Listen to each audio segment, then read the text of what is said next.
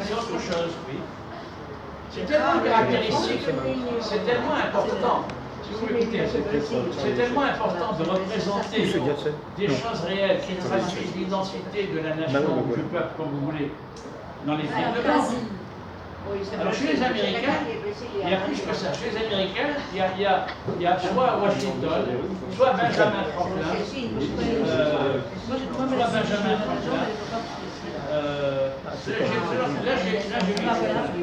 là c'est un billet de $1, c'est Benjamin. Alors ça c'est des scientifiques.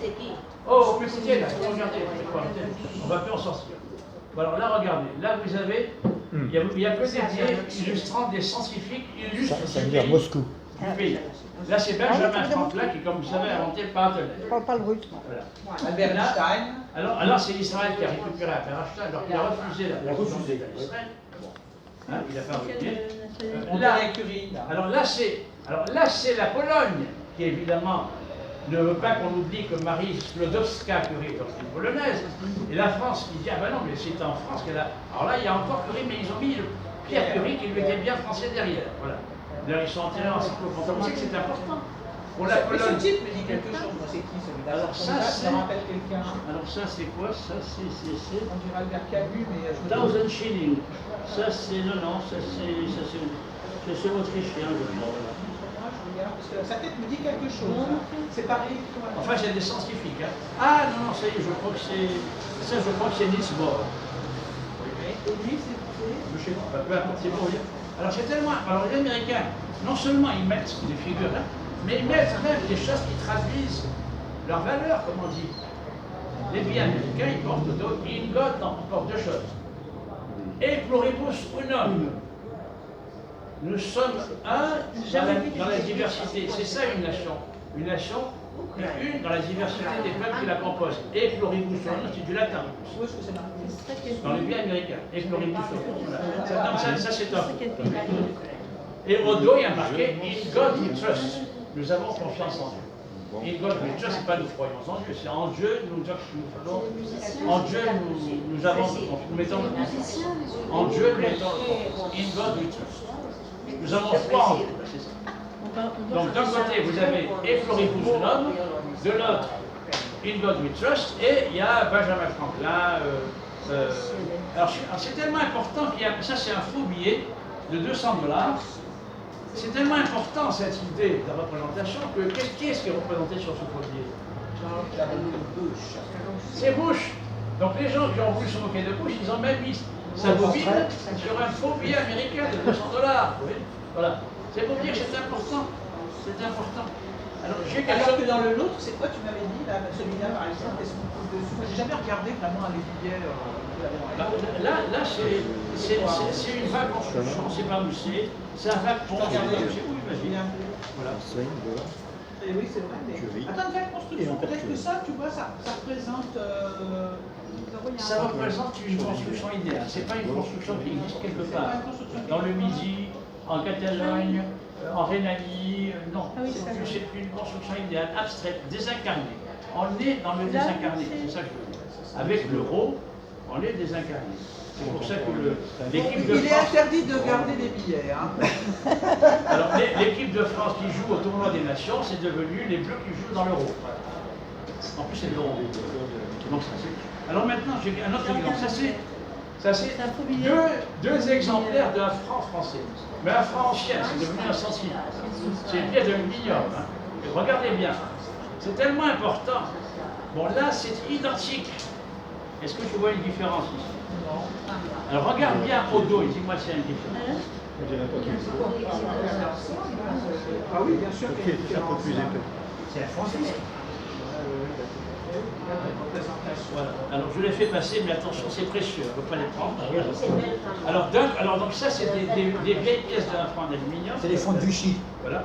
Alors, l'une qui date d'avant-guerre, la Troisième République, et l'autre qui date d'après-guerre. Alors, elles sont pareilles devant, mais derrière, d'un côté, il y a Marianne et liberté, égalité, fraternité, et de l'autre, il y a la France.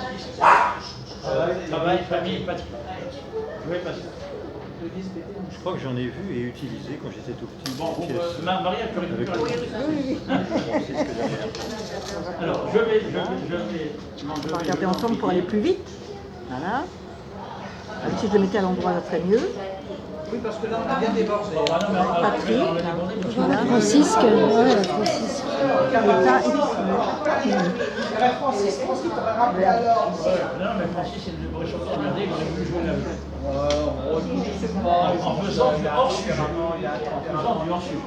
tempérament. Bon, alors, maintenant, je ne saurais terminer sans évoquer cette nouvelle économie numérique dont on nous rabat les oreilles avec tous ces e-machins qui jouent sur un effet de mode dont on craint d'être écarté.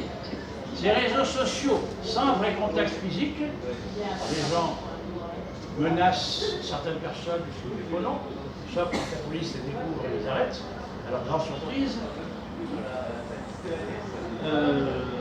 C'est télétravail, on en a parlé, télécommerce, bon, voilà, Amazon, etc.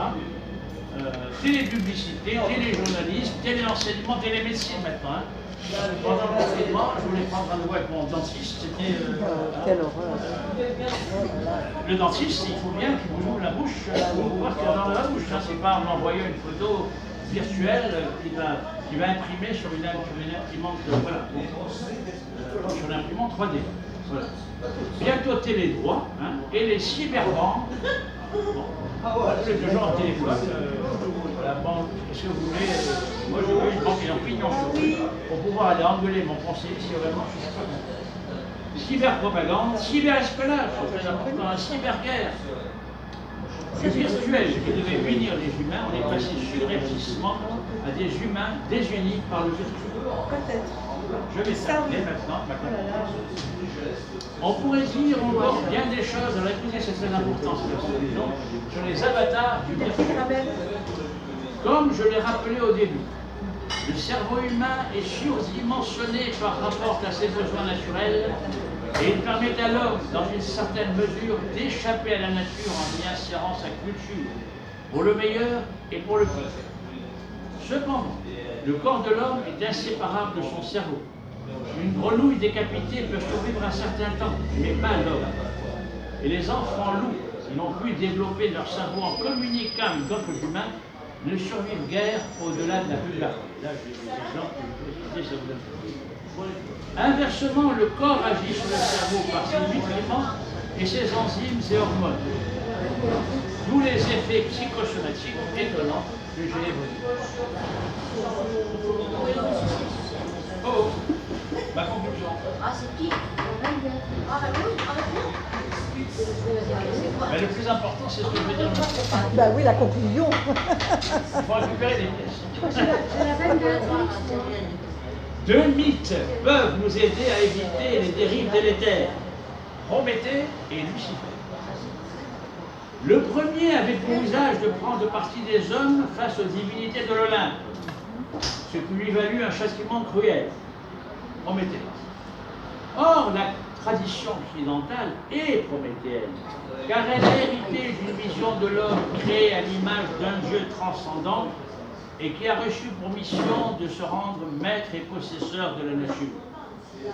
Au IVe siècle de notre ère, le mystique syriaque Balaï déclarait « Dieu a bâti l'homme pour que l'homme bâtisse l'univers ». Et ça va même très loin. Le principe anthropique, etc., c'est une sorte d'appendice théorique de cette idée que l'homme est co-créateur avec Dieu. Mais cette tradition occidentale n'est pas luciférienne, car, je le rappelle, la Genèse émet une mise en garde. Ne pas toucher au cœur du jardin sous peine de mort. C'est le sens du mythe de Lucifer, un esprit désincarné qui pousse l'homme à outrance, l'ubris disait les Grecs, pour le séparer de sa source et de sa mission. Or, dématérialisé est une version moderne du désincarné, tentation qui ne date pas d'aujourd'hui et dont les expériences passées ont montré les effets délétères. Pascal l'avait résumé cette idée dans sa maxime célèbre. Non, ça sert à rien. L'homme n'est ni ange ni bête, et qui veut faire l'ange. Bien. Alors si vous voulez voir une très jolie vidéo, j'ai dans un bois solitaire et sombre de Beaux-Arts, avant de manger ça. Voilà, alors la discussion.